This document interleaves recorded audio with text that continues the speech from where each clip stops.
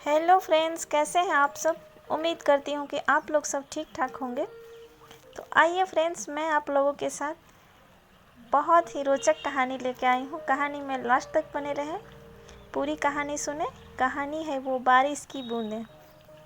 उस शाम फिर बड़ी ही चालाकी से फिर से दीपू ने मेरा हाथ छुड़ाया और बड़े रुबाब से फलों की उस दुकान में घुस गया जहाँ कोई हर रोज़ बड़े प्यार से उसे एक चॉकलेट देता था। ऐसा वह रोज़ करता था।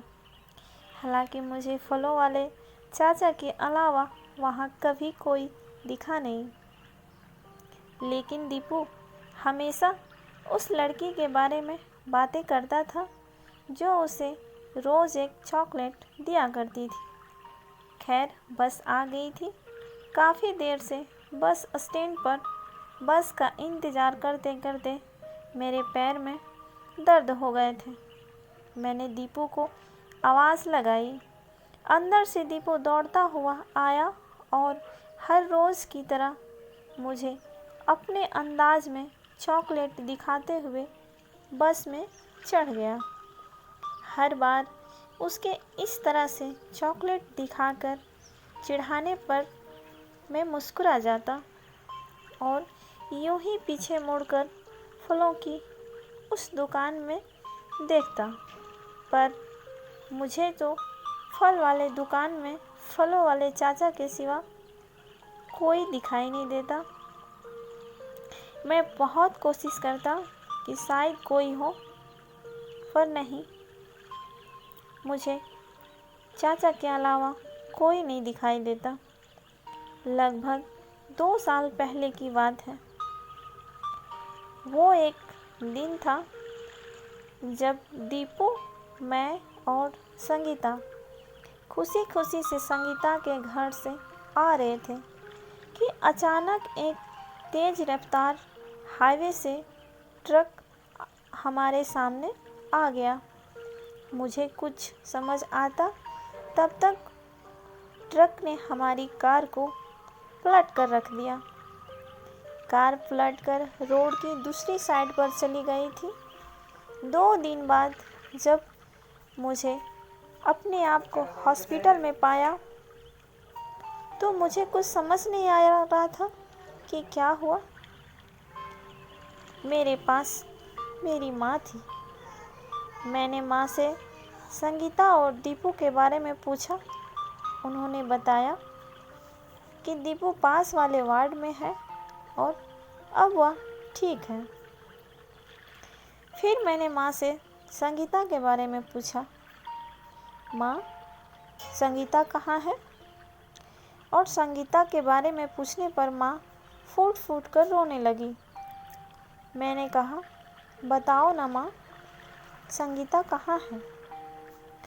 आंसुओं की बूंदें ने तब तक मेरी आंखें को घेर लिया था। माँ तब कुछ भी नहीं बोल पाई। मुझे संगीता के साथ बिताए हर पल याद आ रहे थे। अभी कल ही तो कह रही थी माँ ने बहू के लिए सिल्क साड़ी दी है सालगिरह पे, और मेरे लिए कुछ नहीं दिया। मैंने माँ से नाराज़गी जताते हुए कहा था, आपके लिए मुझे दिया और मेरे बुद्धू, मेरे मानो मुझे गले को अपनी ओर खींचते हुए बड़े प्यार से कहा। मैं कितनी बदनसीब हूँ, आखिर बार संगीता को देख भी नहीं पाया। मैं यह सोचकर फूट फूट कर रोने लगा। मैं अंदर से बहुत टूट चुका था, क्योंकि संगीता मेरी बहुत ही अच्छी दोस्त और एक अच्छी पत्नी थी। इतना ही देर में दीपू, पापा, चॉकलेट की आवाज़ सुनकर मेरा ध्यान टूटा। आंटी ने कहा है पापा को भी खिलाना, दीपू ने कहा। मैं बस मुस्कुरा दिया। आज जब घर आया तो माँ फिर मुंह फुलाकर बैठी थी। अपने लिए ना सही पर कम से कम दीपू के लिए तो शादी कर लो, माँ ने कहा। दीपू को संभालने के लिए आप सब हो ना माँ, मैंने माँ से कहा। माँ बोली, मैं हूँ पर इसकी माँ नहीं। तुम्हें दूसरी शादी की ज़रूरत है। यह कहकर माँ काम में बिजी हो गई और मैंने हमेशा की तरह माँ को बात टाल दिया। दीपू के लिए माँ की ज़रूरत मुझे भी लगती थी, पर मैं हमेशा यही सोचता था कि क्या कोई और दीपू को उतना प्यार दे पाएगा। खैर, माँ की बातें सुनते सुनते हमने खाना खाया। अगले दिन दीपू को स्कूल छोड़कर जब मैं ऑफिस आया तो बारिश शुरू हो चुकी थी। आज दिन भर बारिश हुई। शाम तक पूरे बाजार में पानी भर गया। ऑफिस बंद हो गया था, लेकिन बारिश बंद होने का नाम ही नहीं ले रहा था। बहुत इंतज़ार करते करते 1 घंटा होने को चला, पर बारिश छूटा नहीं। तभी मैं पास की एक दुकान से रेनकोट खरीदा और दीपू को लेने स्कूल की तरफ निकल गया। स्कूल थोड़े दूर में ही था, लेकिन रास्ते में पड़ने वाले नाले की वजह से आगे जाने का रास्ता बिल्कुल बंद था। मैंने दीपू के स्कूल में फ़ोन किया तो पता चला सारे बच्चे स्कूल से जा चुके हैं और दीपू भी उन्हीं के साथ स्कूल से निकल गया। अब मुझे दीपू को लेकर बहुत टेंशन हो रही थी। ना जाने कहाँ होगा, किसके साथ गया होगा। मैं बहुत परेशान हो चुका था। थोड़ी देर इंतज़ार नहीं कर सकता। मुझे दीपू की चिंता बहुत हो रही थी, लेकिन साथ ही उस पर बहुत गुस्सा भी आ रहा था। नाले में इतना पानी आ गया था कि निकलना मुश्किल था। तभी मेरे फ़ोन पे एक अनजाने नंबर से कॉल आया। मैंने कॉल लिया तो सामने से किसी लड़के की आवाज़ आई, दीपू दुकान पे आ गया है, आप चिंता मत कीजिएगा। सामने से आवाज़ आई। कौन सी दुकान पर और आप कौन बोल रही हैं? मैंने पूछा। उधर सामने से आवाज़ आई, चॉकलेट वाली आंटी। उसने इतना कहा और कॉल काट दी, लेकिन मैं लेने जाने ही वाला था। आज थोड़ा लेट हो गया तो अकेले निकलने की क्या ज़रूरत थी। उसे कुछ हो जाता तो। एक बात मेरे मन में कई सवाल चल रहे थे। खैर, मैं दूसरे रास्ते से होता हुआ बस स्टैंड पहुंचा। आज भी दुकान पर फलों वाले चाचा के अलावा कोई नहीं था। दीपू यहाँ क्या चाचा? आज मैंने पहली बार चाचा से बोला था।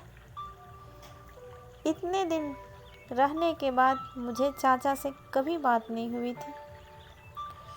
चाचा ने अंदर देखते हुए आवाज़ लगाई, नीतू बेटा, दीपू के पापा आए हैं, दीपू को भेजो। मेरी आवाज़ सुनकर अंदर से दीपू दौड़ता हुआ आया। पता नहीं क्यों आज मुझे ऐसा लग रहा था जैसे मैं बरसों के बाद दीपू से मिल रहा हूँ। अकेले आने की क्या ज़रूरत थी? मैं आ ही रहा था ना। मैंने दीपू को गोद उठाते हुए बोला। तभी पीछे से आवाज़ आई, आइए, लीजिए, आप भी सर पोंछ लीजिए। गीले बालों में सर्दी बड़ी जल्दी लगती है। मैंने पीछे देखा तो घुंघराले बाल जैसे बारिश के बादल जमी पे उतर आए हो। आंखें जैसे कुछ कहना चाह रही हो। होठ जैसे गुलाब की पंखुड़ियों में समाई हुई हो।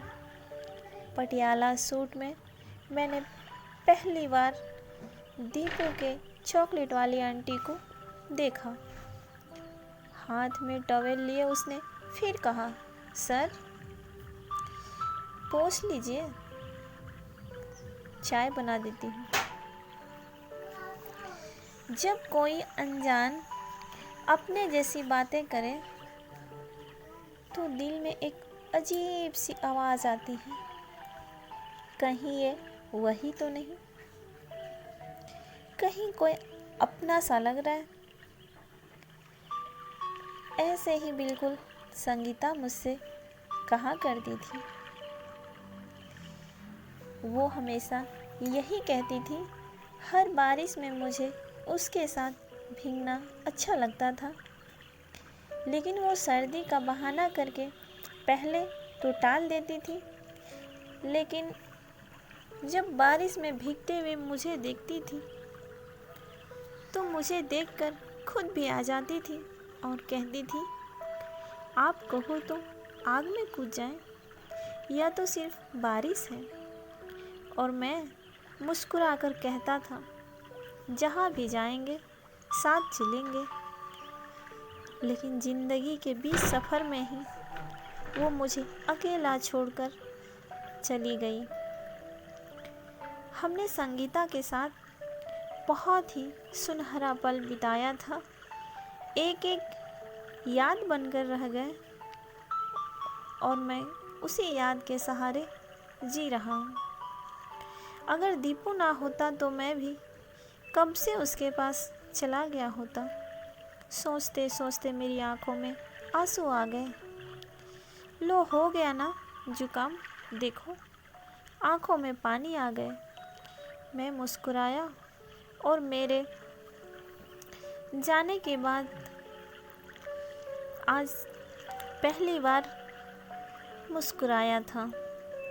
संगीता के जाने के बाद, घर आने के बाद भी मैं नीतू के बारे में ही सोच रहा था। तभी माँ कमरे में आई। दीपू किसी नीतू आंटी के बारे में बात कर रहा था। ये नीतू कौन है? माँ ने उत्सुकता से पूछा। कोई नहीं माँ, अब आप सपने बुनना शुरू मत करो, कहकर मैंने माँ की बातें को टाल दिया। ठीक है, कोई बात नहीं, पर मेरे बारे में नहीं तो अपने बेटे दीपू के बारे में सोचो। काश दीपू को कोई ऐसे प्यार करने वाली, दीपू को खुश रखने वाली मिल जाए तो दीपू के लिए बहुत ही अच्छा होगा। मैं रात भर दीपू और नीतू के बारे में सोचता रहा। मुझे कुछ भी समझ नहीं आ रहा था। मैं बस यही सोच रहा था कि क्या नीतू दीपू को एक माँ का प्यार दे पाएगी। बार बार यह सवाल मेरे मन में कचोटे जा रहा था। अगले 2-3 दिनों तक नीतू मुझसे हमेशा की तरह दिखाई नहीं दी, लेकिन एक दिन वो मुझे मेरे ही ऑफिस के पास एक कोचिंग के पास खड़ी दिखी। मैंने जाकर नीतू से बात करी तो नीतू से पता चला कि वो इसी कोचिंग पर यूपीएससी की तैयारी कर रही है। नीतू को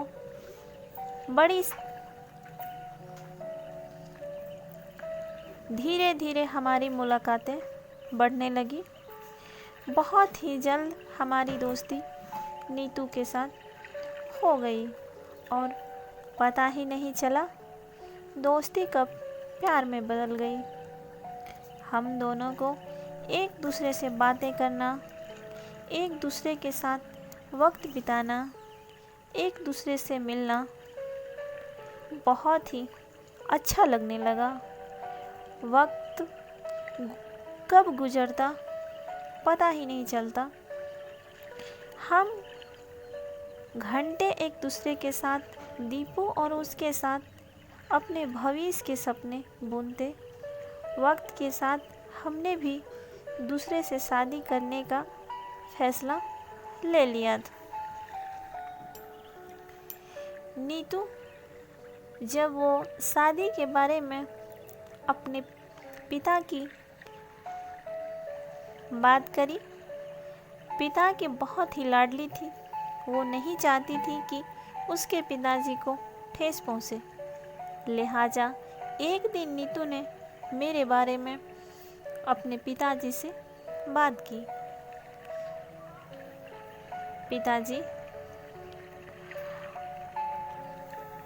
पिताजी का फैसला किया। नीतू के पिताजी ने नहीं चाहते थे कि नीतू की पहले से शादीशुदा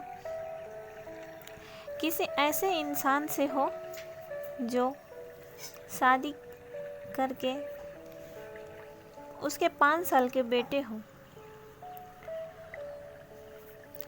नीतू इतनी भी बड़ी नहीं है कि वो 5 साल के बेटे को जिम्मेदारी उठा सके। नीतू के पिताजी को यह रिश्ता मंजूर नहीं था। मैंने कल पापा से अपने बारे में बात की। आज मिलते ही नीतू ने मुझे बताया। मैंने बहुत ही फटाक से पूछा, फिर क्या कहा पापा ने? मैं तो अंदर से डर गया था। फिर भी मैं उत्सुकता से उन्हें पूछा। नीतू ने कहा, यह रिश्ता उन्हें मंजूर नहीं है। वो नहीं चाहते हैं कि मैं किसी ऐसे आदमी से शादी करूं जिसके साथ उसके 5 साल के बेटे की जिम्मेदारी हो। तो फिर मैंने नीतू से पूछा, तो फिर तुमने क्या फैसला किया? मैंने उसका हाथ अपने हाथ में लेकर पूछा, जैसे कहना चाह रहा है कि अब मुझे इस राह पर तुम भी मत छोड़ के चले जाना।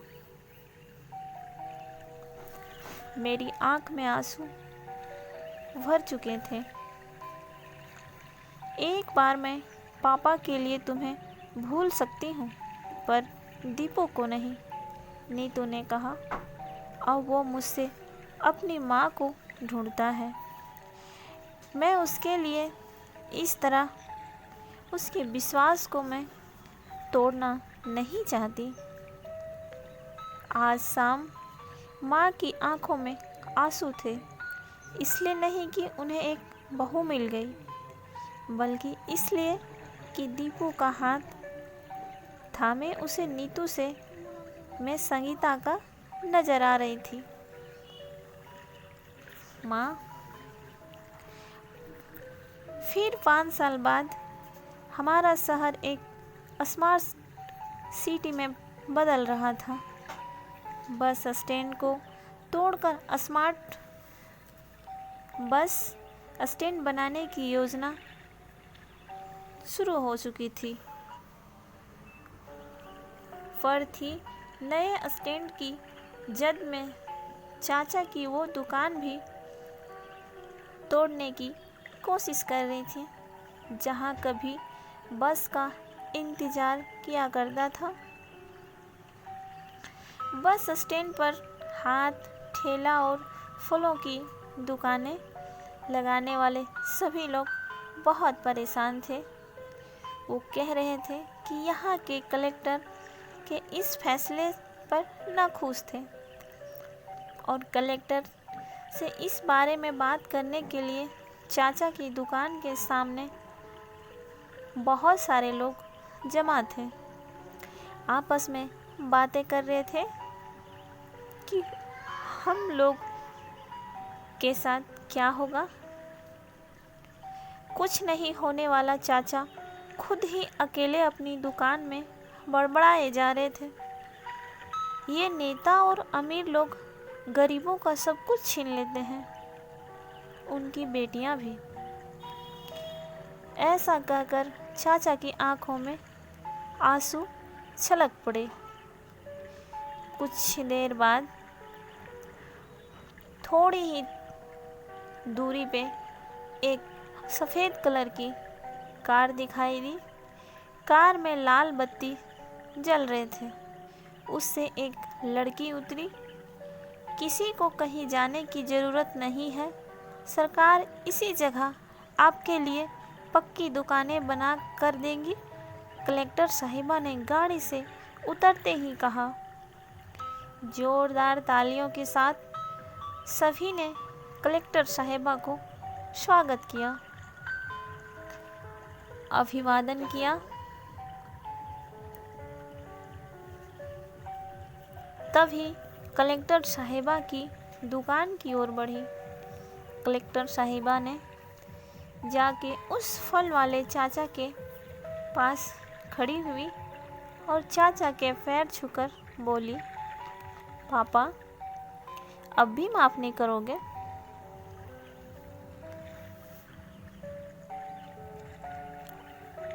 और चाचा ने कलेक्टर साहिबा को गले से लगा दिया। तो दोस्तों, यह कहानी आपको कैसी लगी कमेंट करके ज़रूर बताइएगा। तो फ्रेंड्स, कहा जाता है ना कि सही समय पर अपनी दिल की बातें नहीं बोलने पर वह चीज़ हमेशा के लिए दूर चली जाती है। आशा करती हूँ हमारी कहानी आपको पसंद आई होगी। कहानी पसंद आई तो आप अपने दोस्तों के साथ शेयर करें, अपने प्यारे हाथों से हमें कमेंट करें और नए हैं तो हमारे चैनल को सब्सक्राइब करें।